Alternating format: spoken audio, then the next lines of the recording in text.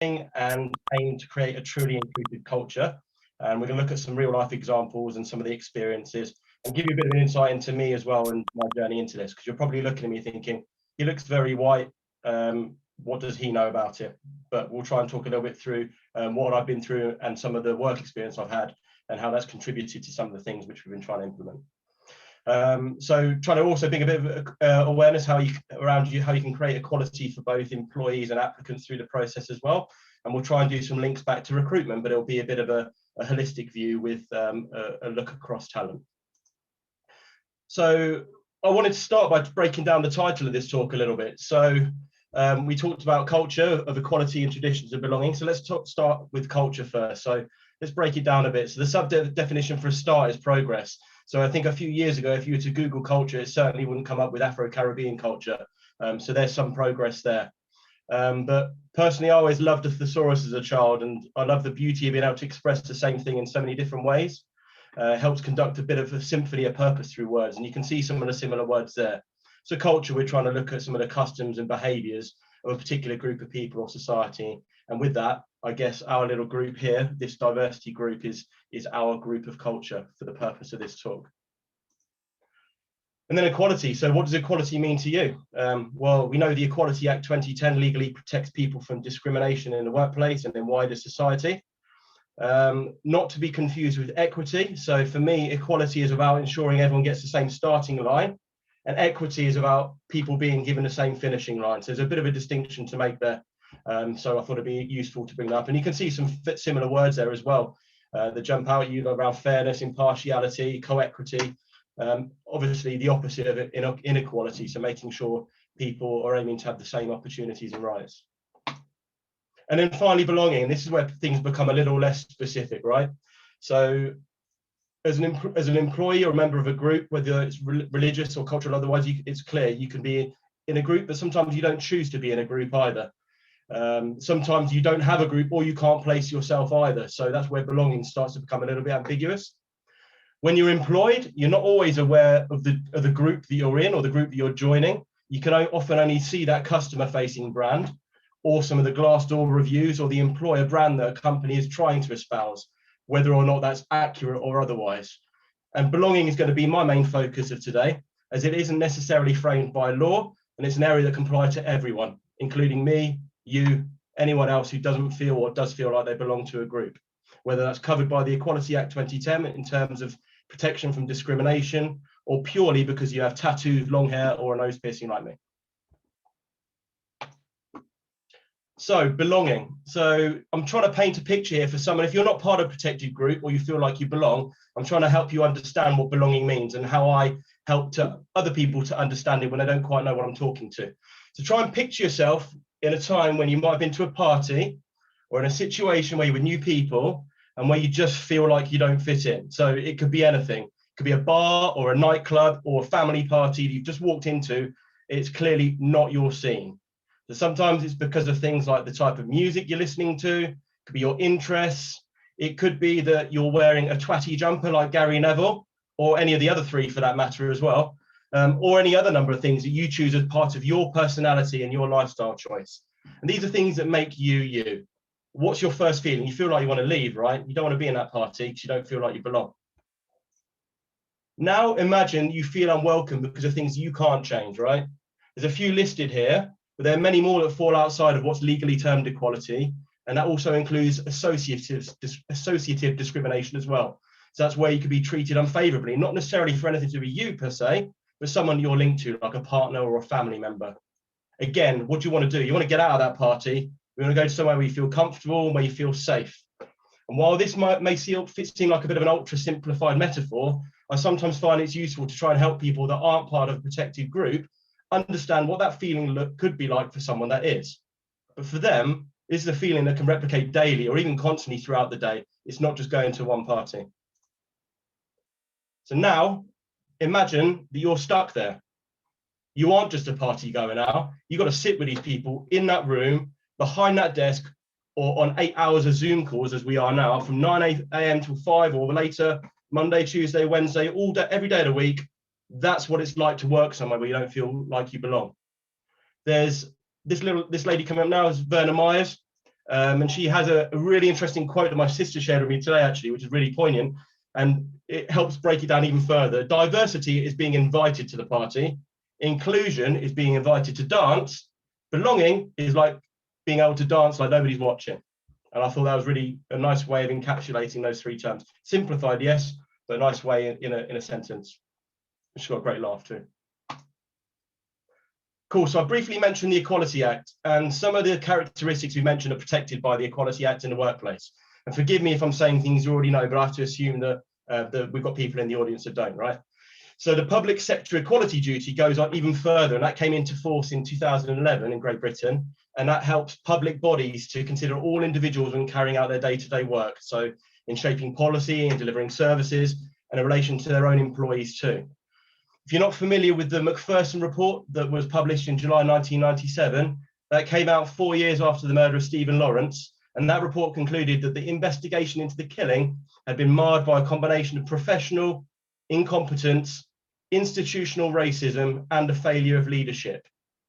That was 24 years on ago. We're 24 years on from then, and these evils of racism are still alive and well, not only within the police force, as we've seen through the media, but also propagated by social media trolls acting with impunity, and ironically, due to a lack of resource to police's vast chasm of comms channels. Anyhow, how does that relate to me? So we joined the Equality Act, the police, so I've spent just shy of 3 years working for the police. From a personal perspective, it was a huge culture shock for me. I mean, I previously worked in sales and as an agency recruiter, but it was a really rich experience in many ways, both in terms of what I saw and learned, but also what I experienced. And I was the only male in a very large HR team of women. I was the only person with a non-British culture and a heritage that wasn't British as well within that team, and also a foreign surname. And given my mum's from Ireland as well, you could say my counter-terrorism check took a little bit longer than most to come back clear as well. But I spent a large proportion of my time when I wasn't seconded in the change team to working between 3 HR departments that really helped shape my focus. So one, equality, diversity, and human rights. And when I was working in there, I helped to write their integrated equality scheme, helped to set up and administer a number of employee support groups, and that included ones that helped those who with a disability, Muslim and Black police support groups too. I worked within policy and procedure to help formulating the police's forces approach to the staff and documenting it too, and also within recruitment, resourcing and resizing. So that was assessing and hiring police officers and police staff to join the force and for promotion. And in terms of resizing, it kind of does exactly what it says on the tin. That's when we had to try and get the most out of our very small budget at the time. Whilst I didn't realise it at the time, those 3 aspects of HR were completely interwoven and reliant on one another, and that extends to the private sector. And they're kind of key to creating an inclusive and belonging work environment as that goes beyond the law. You may be saying, well, that's the public sector. What's it got to do with the private sector where you work now? But since the police, I've only worked in industry, and those principles of equality and a respect for race and diversity have proved to have real commercial value for me and the companies I've worked with ever since. So a little bit about me, just to give you some context. After my family had moved from Tunisia, where my parents met, to Naples, then to London, then to Eastbourne, where I was born, they eventually settled in a beautiful city called Peterborough, a city I still live not far away from. So if you don't know Peterborough, it's a vibrant, diverse community. It's people from all over the world. In fact, 50% of the world's countries have people now living in Peterborough. And even in the 80s, when we lived there, our neighbours were a mixture of Maltese, Pakistani, Caribbean, and National Front. And I always wondered why the National Front family were friendly and helpful to us. That always confused me a little bit, but maybe they're a bit too thick to realise my sister didn't use sunbeds. Anyhow, so our parents always ensured that we had the best possible education. I went from a Catholic primary school to a grammar school in Lincolnshire, and then to the King's Cathedral School in Peterborough. Just to give you a little idea of where I lived. So I went to Google Street View earlier, and you can see there's really good amenities there. Plenty of places for people to sit down, and some other bits and pieces on the road as well. So it was interesting for me coming from a council estate to then going to a school like this. But it was a really good place for me to be in, and also the worst place at the same time.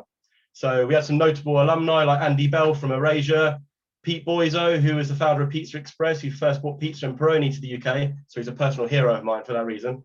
And David Lammy, who's the MP for Tottenham since 2000. And also in the year above us, we had Tulip Mazumdar, who's a really well-respected BBC journalist. But in our school, we had people from all sorts of different social, cultural, religious backgrounds, with it being a city centre school. And having the reputation at school on my CV managed to open some early doors in my career. So you can already see that me having been able to be belonging to that school gave me a little bit of an advancement. So it goes to show how belonging can really help, and not necessarily in a way that it should. It was difficult for me when I first joined there. My musical taste of Warren G and Grandmaster Flash didn't really fit with Nirvana and Guns N' Roses, although I do like them now. It's a bit of a clash of culture, but I did academically okay, although I was a little bit naughty. But in summary, I had a unique position being able to grow up in an area where I grew up streetwise because of where I lived, but still had a really useful and excellent education. Okay then, so you may have heard this, and I've had plenty of debates with people that say I don't see colour. And listen, in principle, this sounds great, and to a large degree, I always and still do, for example, see my big sister as just my sister, not my mixed race sister. So to a degree, it's right. But not outwardly acknowledging this fact within our family, to give you a personal perspective as we were growing up, with the very best of intentions, my parents all see us as equals in every way, I must say. It could have perhaps deprived her the support that she needed for the challenges that she would face as a person of colour in today's society and has faced. So acknowledging difference doesn't mean that you love someone any less. If anything, as a white male, particularly a white straight male like me, Arnad, it shows that you acknowledge the journey that someone of colour has been on and indeed continues to tread, and it will be more difficult than mine. And not just a person of colour, a person with any difference or someone that's not considered the norm. Now, let me just say, I'm not what you'd call a lefty. I don't attend rallies, but for me, it's a simple equation, and that's the essence of understanding white privilege. There are simply situations in life that I will never have to experience, right? That millions of people have to deal with on a daily basis. That's the simple fact. And the sooner people come to that realization, the more empathy will be felt for people trying to enact change in our society. So as well as my 3 young children, in my spare time, I'm also a UEFA B FA Level 3 coach, and I helped set up an FA Charter community club in our city. At one point, we had 25 teams covering a spectrum of men, women, girls, boys, veterans, walking football, disability, so covered a lot of different groups. And I was also the founding chair of our local county FA's Inclusion Advisory Group. And their aim was to try and ensure that the Football Association are held accountable to their diverse participants. And we've raised a lot of cash whilst promoting racial equality within the Peterborough community, with lots of games which I've helped run under the Kick It Out banner, which is why that's up there. In my playing days, I used to play 3 lots of 90 minutes at the weekend, which is probably why I struggle to walk now. And the third of these was for Peterborough Indian Society. And that really opened up my eyes even more to the extent of racism in society and how it's amplified within football. And it was, as a white guy playing for an Indian football team, I wasn't this, I didn't look like them, but I was there firsthand to receive what they got, and almost felt the same as, I never feel the same as they did, but I could feel a lot more empathy towards what they were experiencing. Anyway, on a more humorous note, they used to lovingly call me their token white guy, and I've never met a group who could drink as much. Well, actually, that was until I joined Peterborough Polonia Vets, the other team there, where I'm now their token foreign import. So where do I work now? So I work for a company called Loveholidays. In 2019, we were the fastest growing private UK company, so we're very proud of that. You can imagine that 2020 hasn't been as easy. It's been tough, to say the least. But before the pandemic hit, our booking figure suggested we'd probably be the 3rd largest atoll holder. So that means the travel agent behind only TUI and Jet2, and they run their own fleet of aircraft. Our people team is very small, so we create the illusion of doing a lot more than our headcount would state. So there's me, there's Joe, who's our head of people and facilities, and I look after head of talent, and we're the 2 CIPD qualified people in our business. We then have Steph, who's our office manager, and Orla, who's our HR coordinator, who supports both Joe and I equally. Joe and Orla also look after all operational HR and payroll too, so they've got quite a big remit. And I look after recruitment, people analytics, and some other sexy talent initiatives, and other important stuff as well, like diversity and inclusion, health and wellbeing, employer band, and some other fun bits I get to do as part of my job. L&D we sort between us.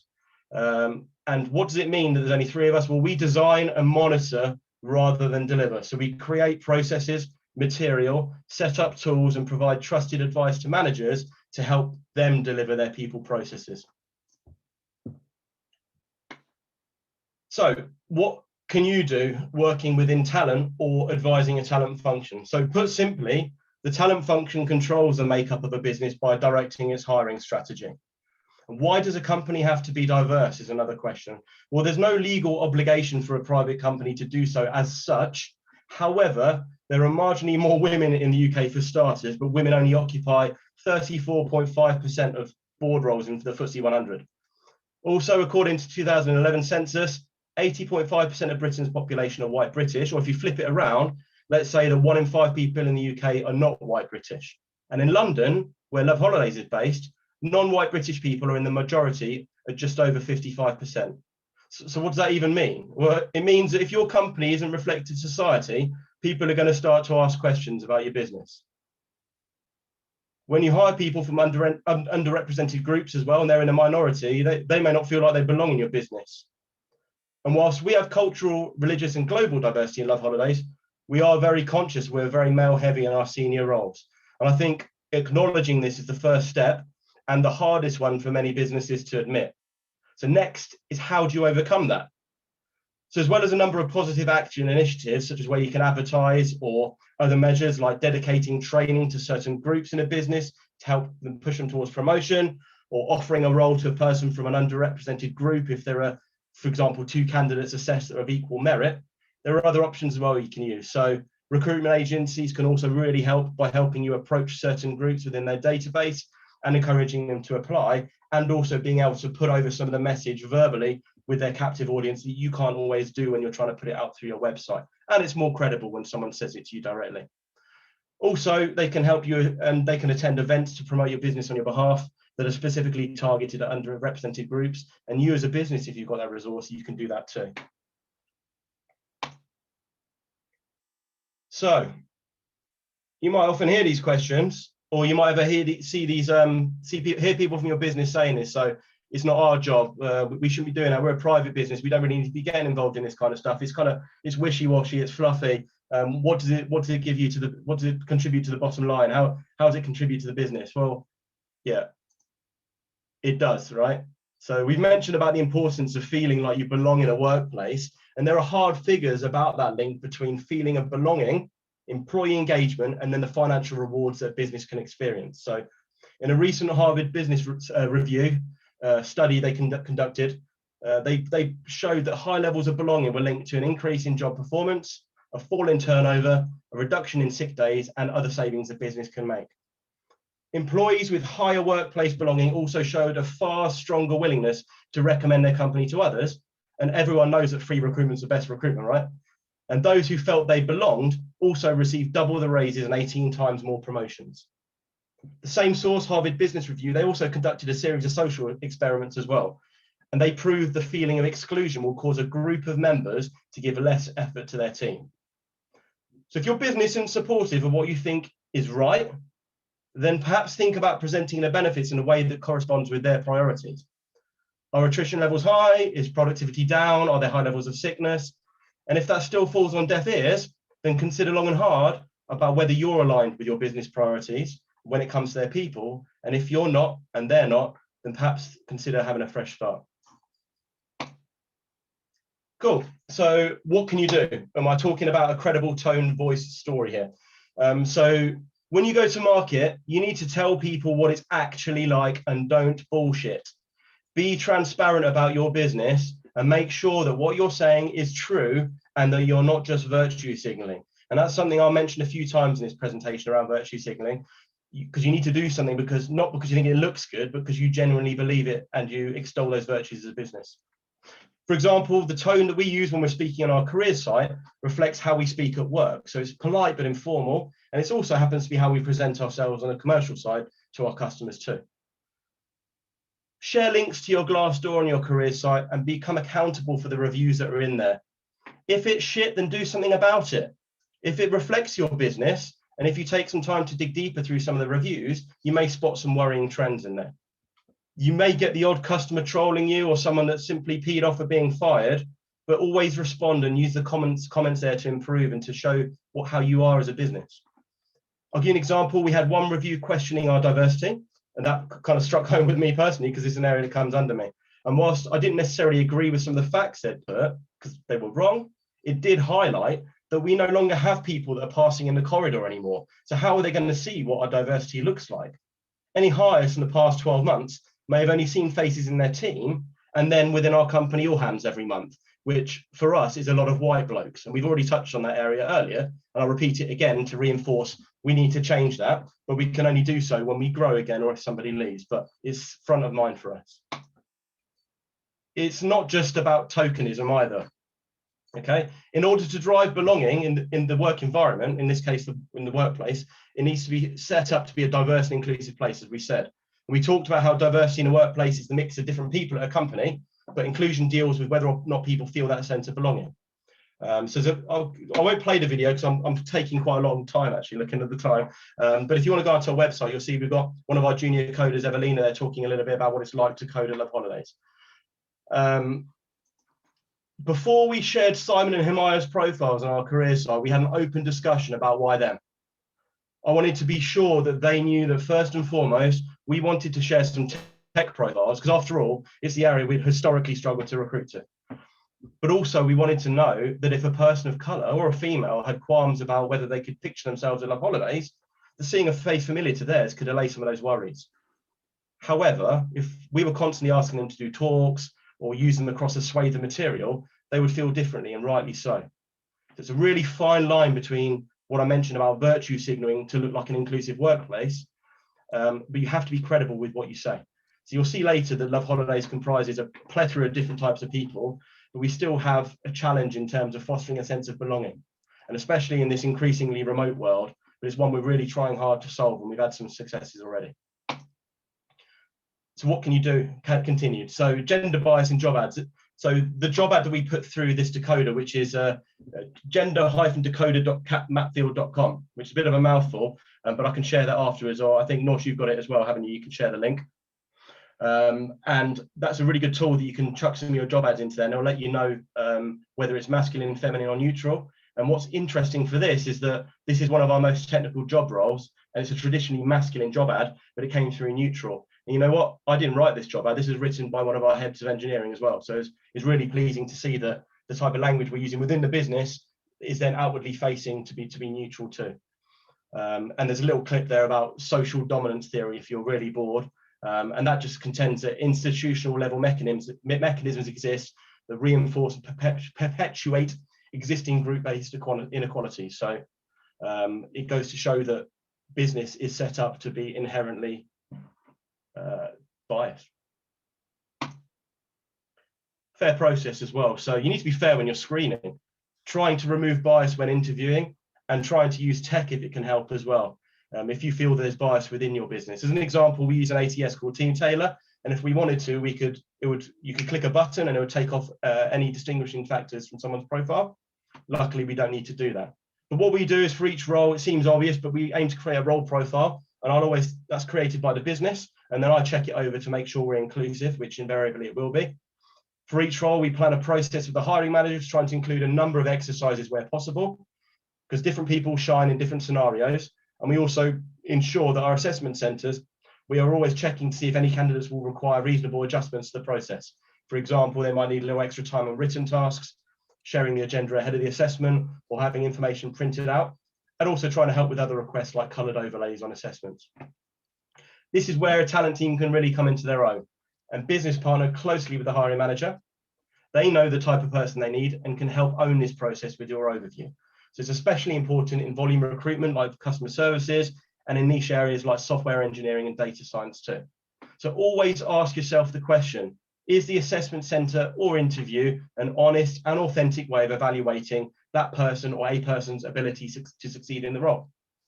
Give applicants various opportunities or situations they can prove their ability as part of the process, and be conscious of the influence that unconscious bias can have when selecting candidates, and ensure you have a consistent way of scoring people that prevents that. Again, leaders and organizations, they do that in our organization, but they should invite employee feedback and take it seriously. So that behavior specifically is a real cornerstone of inclusive companies. Workers need to feel like they belong to something they value, and they have the power to bring about change when it's needed. So feedback, for example, regular pulse surveys, and the feedback within those, take them seriously. Colleagues need to feel like they belong to something they value, and that they can bring about change if they think it's needed, just to reiterate that. The Culture Amp survey data showed that factors relating to belonging, communication, and decision-making are found to be really strong drivers in employee engagement. And a feeling of belonging at a company has the strongest relationship to engagement as well. You can see that we put out regular poll surveys. It's a fairly new thing for us. And also that little excerpt which shows employee engagement, that is our that's our people metrics we put together, and employee engagement is the primary measure that we put at the top there, and that goes to our exec team, to our board, to all of our heads of as well. So it goes to probably about 60 people, all at a senior level, and we hold ourselves accountable to that. So you can see there's a green arrow there, which is great, but again, if it goes down, we need to then make sure that we're doing things to then rectify that. Just so you know, so you can compare, the UK has an average employment engagement score of around 45%. And Dale Carnegie research shows that organisations that have a high employee engagement figure outperform those with low levels of engagement by 202%. So it's no joke. Onboarding, right? 53% of HR professionals say employee engagement levels rise with improved onboarding. At the minute, we're trialling a tool called Typelane, and that's going to integrate with our applicant tracking system and provide a really consistent approach to the messages we're communicating with new hires, right from the point of their written offer until they've completed 6 months working with us. So it's not just about that start part of being offered. It will provide them with opportunities to review their experience in the selection process directly into Glassdoor, and also provide a link where they can put a confidential net promoter score through our applicant tracking system too. We're also going to provide information about their team, our key communications channels, prompts directly from their manager, and an intro to our new buddy scheme, which I'm going to talk to you a bit later, in case they've got any questions about that they want to ask before they join. They don't really want to ask their manager or HR. What can you do, right? Displays of support. Again, it can't just be a one-off. It has to be regular. Otherwise, it's just virtue signaling. You need to show internal and external support to your employees. So nail your colours to the masters of business and celebrate diversity. So we feel that giving our colleagues the opportunity to see our visible support for underrepresented groups that they may belong to isn't virtue signaling, but allowing people to feel welcomed and feel that they belong because we care. When you do this, though, as I said, you've got to be consistent and you need to connect the narratives. For example, we link the theme of allyship that Chika Ibokwe presented to us with a focus on Black and Brown colleagues to those who identify within the LGBTQ+ banner for LGBT+ History Month. We're also creating some what you call swag, so some clothes, hats, stickers with the slightly sexier Love Holiday logos in different colours that can help people feel they're part of something after lockdown. It seems something small, but it's really important. We've seen it's worked well in other organisations we've been part of too. Cool. What else can you do? Well, we used to celebrate loads of cultural and religious celebrations in the office. It was awesome. People wear regional dress, bring food in. You saw from our earlier GIF as well where people were dancing, where we had people from all different backgrounds and departments dancing together back in Christmas 2009 to Cameo. I don't know if those older people in the more senior can probably remember Cameo in the 80s. Not me, of course. Working remotely has also prompted us to completely rethink how we can stay connected, and we're still learning. But we're trying different things to see what their uptake is like, and not everything works. So we tried a Loveholidays radio, which is a Slack channel that we powered through Spotify that let people listen to and request music. Turns out people like to listen to their own music, so it didn't work. But we're also now trialing an app called Donut, which comes through Slack, and Slack is our internal communication tool. And what that's trying to do is increase more non-work conversations. And what it does is randomly select a colleague that also signed up for you to have a coffee or a donut in their case. What else? So at Christmas, we wanted to expand more things we did. So we set up a new channel called Cheers for Peers. And that's where people can provide thanks to people that have worked especially hard over the year. But we also thought, as well as that, which has proved really popular, and we also put birthdays and anniversaries in there as well, to try to build quick intro videos to hires as well, where they show a little aspect of their character but expressed through their musical taste. So what I'll do is I've massively shortened this clip just to show you a bit of their musical clip and then a bit of an intro from them. But there's a few other questions as well, but I'll play it. But by default, she don't think. By default, she don't think of me. I thought she was an Indian. My name is Boris Felix. I'm a tech lead in the digital product team. My favorite song is Navajo from an artist called Mazeko.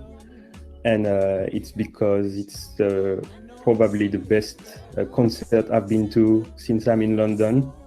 It was right after meeting my girlfriend, so it's good memories. So then we went on to talk about more bits, and he told a bit more about himself and his job, and also if someone from another part of the business needs some help, what can they come to you for? So it's a really nice way to ingratiate someone. We've not done enough of these, and we need to do more, but again, we're kind of restricted by the size of our team, so we're trying as much as we can. Also at Christmas as well, we wanted to expand that Cheers for Peers channel so people could provide thanks to people that worked especially hard over the year. We thought, why not try to give our colleagues the opportunity to celebrate season's greetings in their first language? I didn't realize quite how many first languages we have within the business as well. So I'm just going to play you just the start of that, just to give you an idea, and then I'll switch it off as well.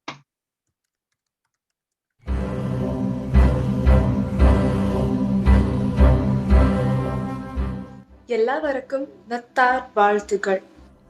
圣诞快乐 Feliz Natal!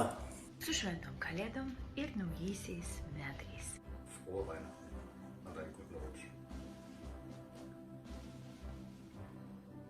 Crăciun fericit.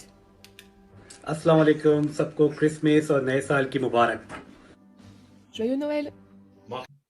I'm going to pause you on Peter just because he gets enough airtime anyway. So, but it gives you a bit of an idea of some of the things we tried to do. And these things don't, sometimes they work, sometimes they don't, but this one worked really well and it gave people a real sense of belonging. Finally, another one there as well. So we've got something called that's just its working title. That you can tell I designed that. It's called LH Homies, but it's probably not going to end up being called that. But it's a new concept we're considering where we have a Slack channel with a collage of different Loveholidays colleague photos, and they volunteered to be like an early stage mentor for new hires.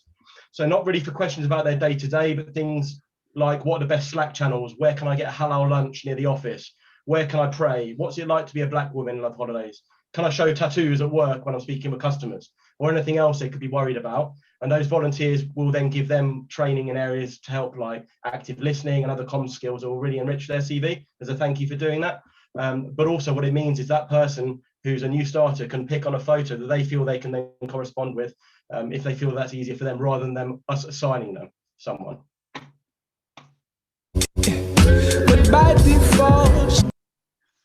Sorry about that, came on again. What else can you do as well? So guest speakers, we've had some really cool people who have come to speak over the past year or so. So you can see them dotted around there. So Sanjay Bandari, he's the chair of Kick It Out. You may have seen him recently on some of the document. Well, you've probably seen him everywhere because frankly, there's a load of disgusting racism that's going around in football, and it's really amplified through football as well. So sadly, we'd like to see less of Sanjay, as handsome as he is, but we're seeing lots of him. And you probably would have seen him on Micah Richards' documentary, which I'd really recommend watching as well. And I watched it last night, and it makes you feel, honestly, it's like a lump in your throat, because how is this shit still happening in 2021? In fact, it's worse as far as I'm concerned. But anyway, as I mentioned, Chika Obogbe as well, she came and did a fantastic talk on allyship. And it's really useful because, frankly, a lot of white people and a lot of people that aren't from the groups that they want to support don't know how to. And there's a bit of imposter syndrome around that as well, feeling, well, what can I do to help? But if we don't try and do something, then no one's going to try and do something right. And there's more of us. So we need to do more. And she really helped us have some mechanisms around that as well. And I think Norsh maybe we'll talk more about her later. She's a great person. Just to mix things up a little bit, we had Henry Starlins. He's the youngest CEO in the Football League. He also happens to be, Forest Green Rovers happen to be the only vegan football club in the world. So all of their players are vegan. They will have a full vegan diet. They're looking to build a new stadium entirely out of wood. And it's just really interesting subject. And there are a lot of people that wanted to come on and hear from him because they felt belonging to that particular group of being a vegan, right? It's not just about the Equality Act. Danny and Ben, a couple of guys from Hunted, they were really good crack as well. Danny talked about some really frank and interesting stories from being a young female police officer and some of the things she had to do, particularly around kind of encouraging people to do naughty things. And then also Ben talking about how they deal with online trolls. And finally, one that's really poignant for me as well. So personal friend of mine, Paul Cannaville, Chelsea's first black player, and also really critically ill at the minute in hospital with COVID as well. And part of our talk, we actually talked about some of the BAME communities and their reaction to COVID and how it's adversely impacting those communities. I'll move on from that. It's a bit upsetting now. Anyway, so as mentioned earlier, we're not perfect, okay? By we, I don't mean you guys, you're probably perfect. I mean, we as Loveholidays are not perfect. We recognize the importance of creating a company where colleagues can feel they belong to something they really value, okay? And that they've got the power to bring about change when it's needed. So to feel a sense of belonging, we're trying to create an environment where colleagues can feel heard and have a safe space to express themselves authentically. We care about fostering a sense of belonging because our culture is generally one of inclusivity. And as well as an engaged workforce creating a more productive company, we really want the best for our colleagues, and it hurts when someone leaves when we could have made them feel more welcomed, which is the driver for us to continue looking at ways to improve our employee experience. Just a quick one personally as well. So you see me in a hoodie with long hair and a nose piercing. Before I joined Loveholidays 2 years ago, my whole working life I'd worn a 3-piece suit and was clean shaven for the most part. So it's nice to be somewhere where I can feel relaxed personally. And if you're wondering why there's a Christmas photo with some random person dressed as a dinosaur, well, they don't celebrate Christmas, but they wanted to get in the spirit, and they thought that coming dressed up as a dinosaur would cheer up the team. And it really worked too. So thank you for listening. I hope I've not rambled on too much, and I'm more than happy to take any of your questions either here, or if you want to connect with me on LinkedIn, please do. LinkedIn.com/Raphael. Or if